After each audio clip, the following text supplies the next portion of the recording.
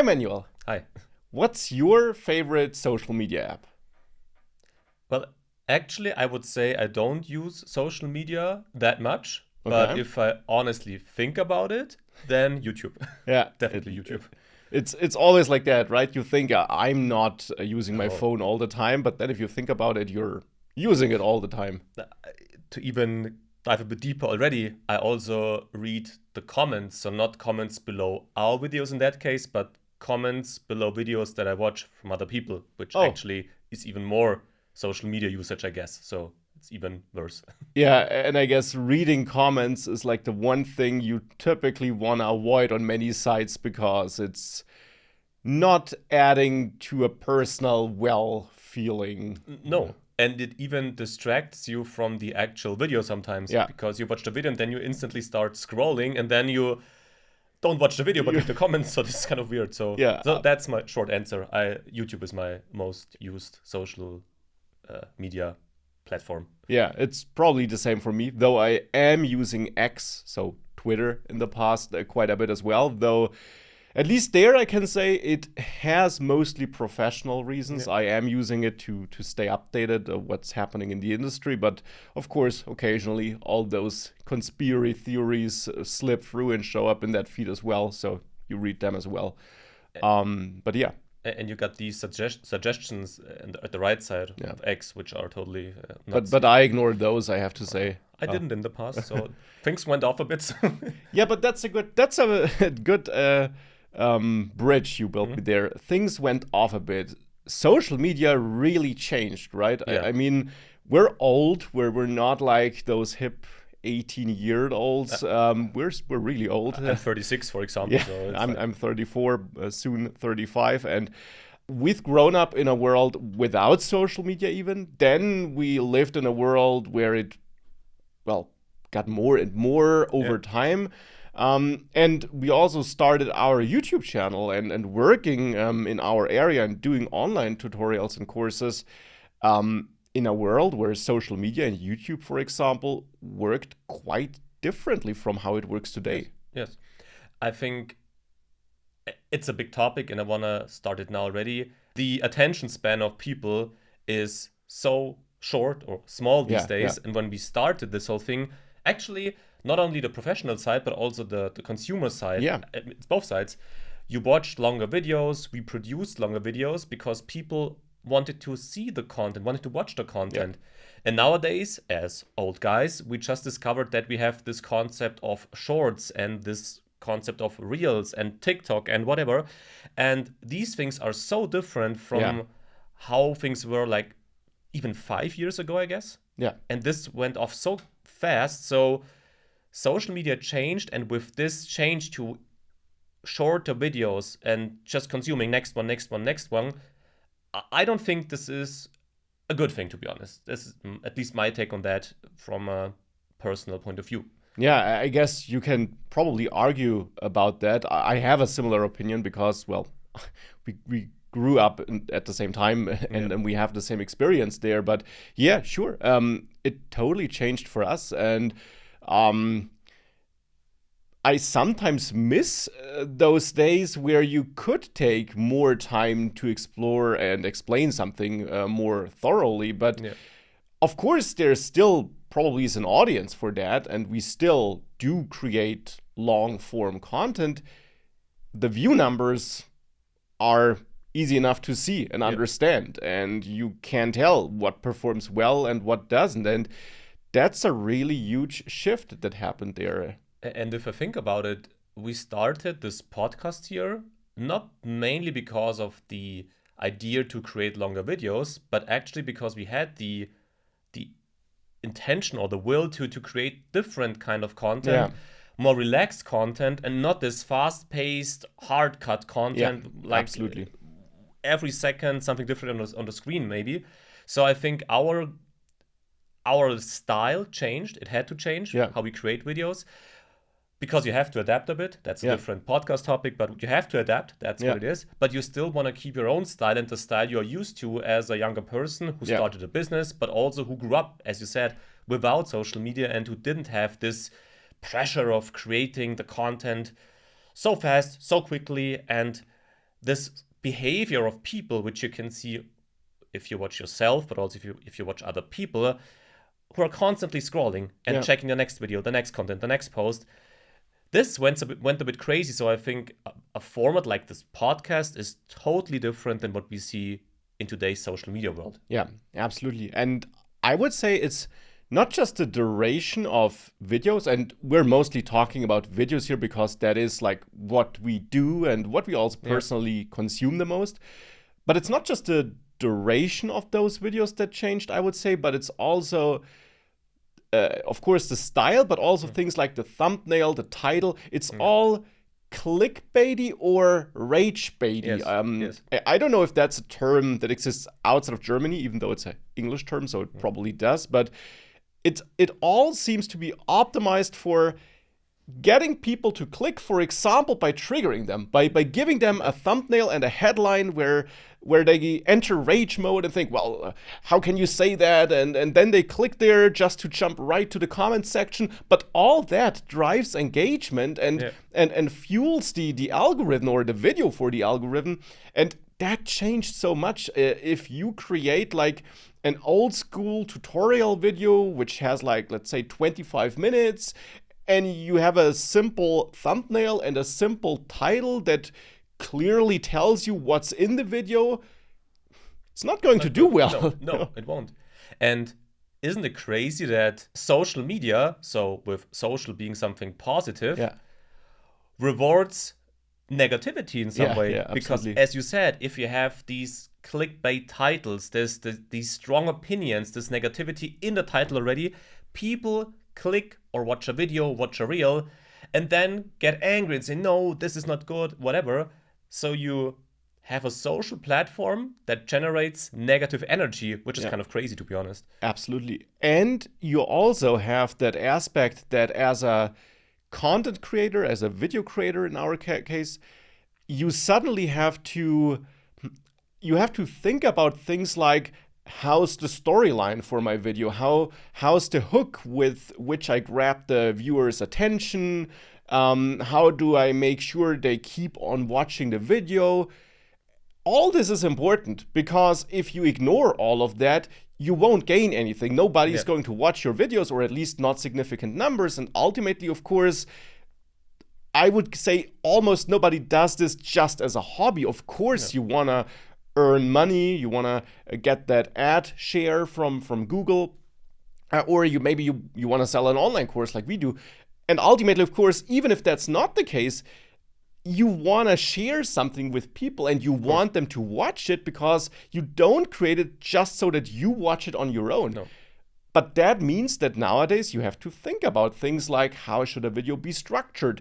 What should be the style? How do I get their attention? How do I keep their attention? And that's not the main thing. I want to teach people how to use React or how to build something with React. But I agree, but not totally. Because what you just said is you have to think about the structure, how to get the attention, how to keep people interested. Maybe that's not a bad thing. Because to be honest, a tutorial can also be boring. Watching a person code, showing slides, explaining maybe not the most exciting but still important concepts doesn't catch the attention for like 2 hours. So this part of having to think more about the video content, the style, isn't that bad, I guess, but it gets bad if you only produce videos to get the attention, you know what I mean? Not the actual content I want to transfer is the important thing. I don't think, I think React changed, so let's create a video on that. It's what is a topic that gets a lot of clicks because people might get angry about it, might disagree on my opinion. So that's, in my opinion, the worst part on that you only try to get the attention of the people, only try to find these highly polarizing, I don't know how to call this. So you either say, yes, I agree, or I don't agree. So these topics are the core focus now and not the actual language you want to teach. Yeah, you have a fair point. It's not necessarily just bad that you have to think about how you structure something. What I do think is maybe bad, though, is that yes, it makes sense that you try to explain a concept such that it's done in an engaging way, But as a side effect, that can mean that you have to leave out certain things, which might actually help people if they knew it, but you can't really explain it because it takes too long, it's too boring. You have to focus on other things instead, like building exciting projects, a lot of stuff that looks good that doesn't really add to the maybe it adds to the learning experience, but it doesn't add to the concept that you're trying to teach. So I think it has good and bad sides. Most importantly, though, and I think that's the tricky part for me or for us maybe, we're coming from a world where it wasn't always like that. Yeah. And that does not mean that it's worse now. Definitely not at all. It just means that adapting, of course, can be tricky, and that you sometimes think, how did we end up there? Yeah. And I think we ended up there because entertainment is king now, I guess, in social media. Yeah. Still, people want to watch content that gives them a feeling of, hey, I'm learning something, but it must be easy to digest, actually. Yeah. It must be a nice package. You know? It must look good, absolutely. Nice projects, nicely created videos. And what you just said about having to cut out some important parts, some important concepts because people don't care, I guess that ties into that entertainment factor, because the hard part of learning something is never entertaining. I'm sorry. But nobody can tell me that if he or she ever learned something, it was all nice. There are parts of the learning journey which are hard and boring and repetitive. And you have to cut out these parts nowadays if you want to have a successful video, because once the entertainment part stops, people will just stop watching the video. Yeah. So coming back to the social media topic in general, in my opinion, and I won't cut myself out of that logic, by the way, I'm not above that. I also consume content like that. You only want to be entertained. Yeah. And as I said, you feel better if you watch entertainment content that provides some actual stuff you learn, some advice, whatever. Yeah. But that's totally different to creating a 5-hour YouTube video on how to learn Flutter. That's a different concept. Yeah. Interestingly enough, though, those super long tutorial videos tend to perform quite okayish or well. So there probably still is an audience for that, or maybe it's just because it's a long video, so people start watching it, but they don't finish it. At least that's how it looks like in our metrics. But that is something you can do. But all these in-between videos, at least for us, don't seem to be that good of an idea. I think what's good, though, is that, for example, in our paid courses, obviously, you also try to teach in an engaging way, and that also changed over time how you do that. But there you can include more details, and that is what we do. Like we have more details in there because, of course, people are committed to a course at least a bit more than they are to some video on YouTube, and that's a good thing. I agree here, and I think it's a good thing because the audience is different, right? Yeah. Because the people who buy a course, who actually pay something for something they want to have, they want to commit to learning that language. Yeah, they are serious. Yeah. They are serious, indeed. And YouTube or social media, I don't want to focus on YouTube, actually. It includes TikTok Shorts, as I said. All these video-based content, let's call it like that, is not about actually learning something, I guess. But what we have to do, though, we have a business, right? We sell courses. Of course, we want to show people on YouTube and Instagram, wherever. We know things and we can teach things and we want to teach things, but we have to market these things in a more entertaining way to show the people who really want to learn something, these guys have 50 courses, detailed courses, which are not about entertainment only, but about really teaching concepts in depth. Yeah. And that's actually why we have to deal with social media professionally, at least. Yeah, definitely. And I mean, it's also a nice challenge, of course, trying to get across the message in those new ways and in those new formats and so on. That it is challenging and it is interesting. And of course, ultimately, we are doing this because we want to share knowledge. And of course, therefore, as you said, you try to find ways of getting your knowledge out there to the people and for that to work, you have to go where they are and not Yeah. where you want them to be, because no one's there. That won't work. And that brings us back to the problem at the beginning, maybe, if or how we use social media in our private lives. Even if you wouldn't use social media at all privately and you wouldn't care. Yeah. If you have a business nowadays, and I think that's not only limited to online businesses, I think business in general, Yeah. trying to understand at least how social media works is something you have to do. Absolutely. And that's also something we learned in the last years, by the way, because our social media was mainly Twitter and YouTube, mainly. Yeah. But we didn't do this the way you should do it nowadays. We still don't do it the perfect way, by the way. Absolutely not. Yeah. We just try to learn it because, as I said, even if we don't, or even if we aren't the biggest social media fans in our private lives, it harms our business if we don't understand it or try to use it. Yeah. And that's a tricky thing nowadays, right? So basically, everybody who runs a company has to use it. And also people privately use it because they like it, but also because they use social media, they can find actual valuable content for them. Absolutely, yeah. And it's, of course, not just YouTube. I mean, we mostly talked about that. As you said, it includes also TikTok and so on, because we are video creators. But, of course, we see that shift everywhere. When we were when we were around 19, 20, Facebook was a big thing. Everybody was on Facebook, at least in my friend circle. Yeah. We were using Facebook for everything. Nowadays, nobody here uses it. There are still, I know that there are still, I guess, over 1 billion people, or maybe more than 2 billion people using Facebook, but I don't know who they are because no one I know uses it. And I mean, of course, Facebook itself, not Instagram, which No, also we talk about belongs the Facebook, to Meta. the Yeah. good old Facebook platform. Yeah, so that of course changed. On the other hand, something like Twitter or X seems to be doing really well now again, after this short bumpy period when Elon Musk bought it. And then, for example, we have something like LinkedIn, which was not a social network at all. When we started a couple of years ago, it was mainly like a professional platform back then, but now it's also like a platform where you have followers and where you can post and where you can also try to reach new audiences. And there's so much change here, which of course also means that you have to adapt to reach people.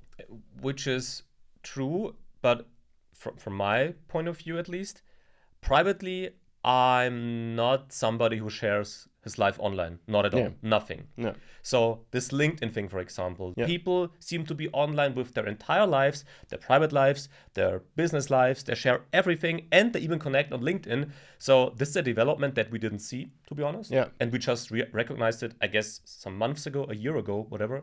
Yeah, I guess you recognize it earlier, but it takes time to kind of adjust to it and accept it, if you want to call it like this. Yeah.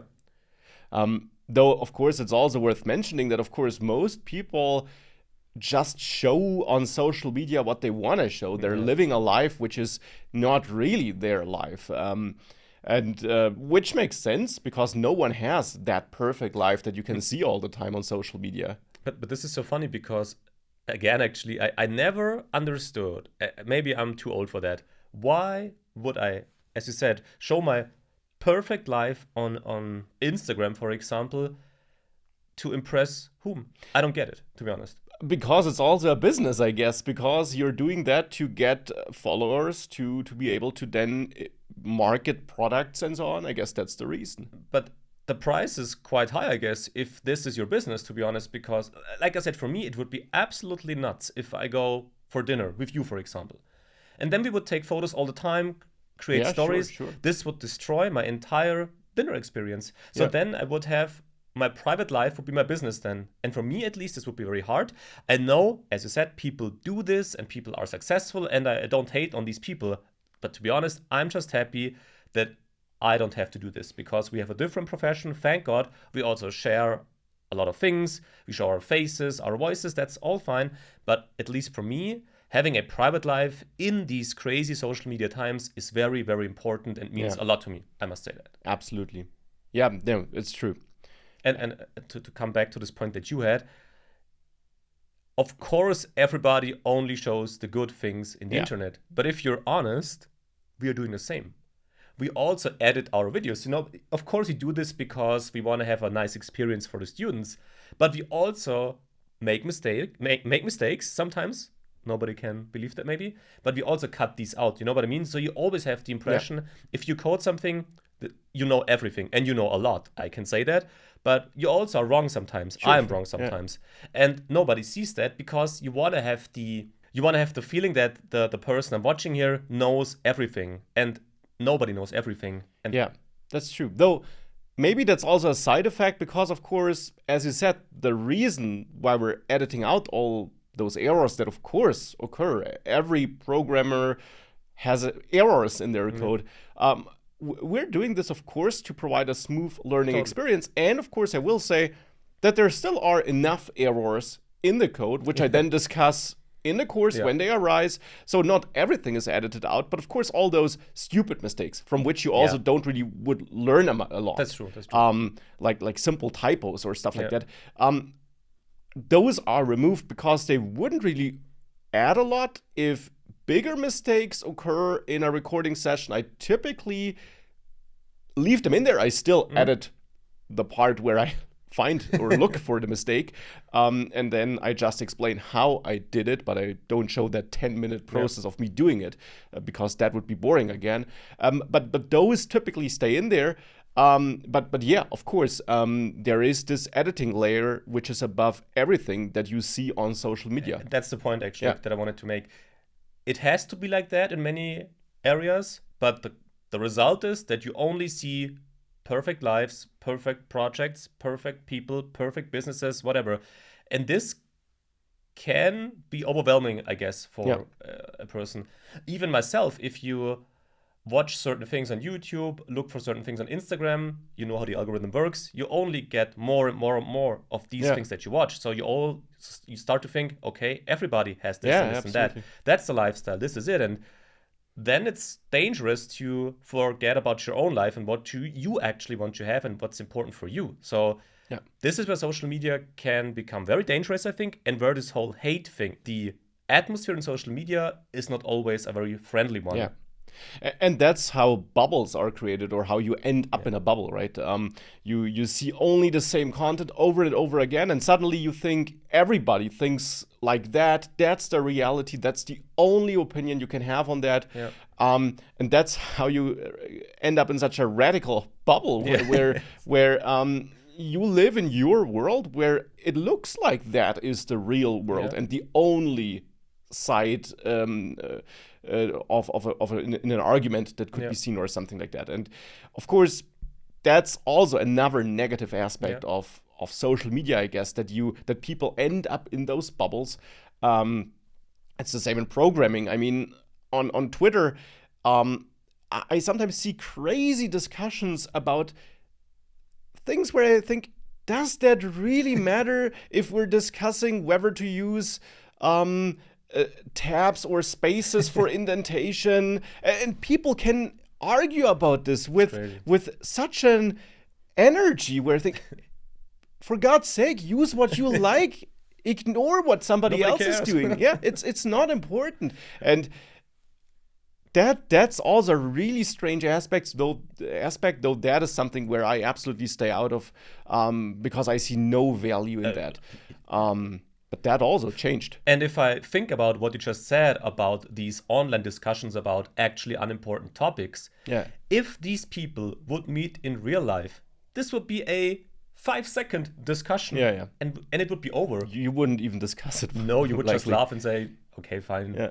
Everybody has his own style. Nobody cares. So that's why things are overheating on social media quite quickly, unfortunately. Yeah.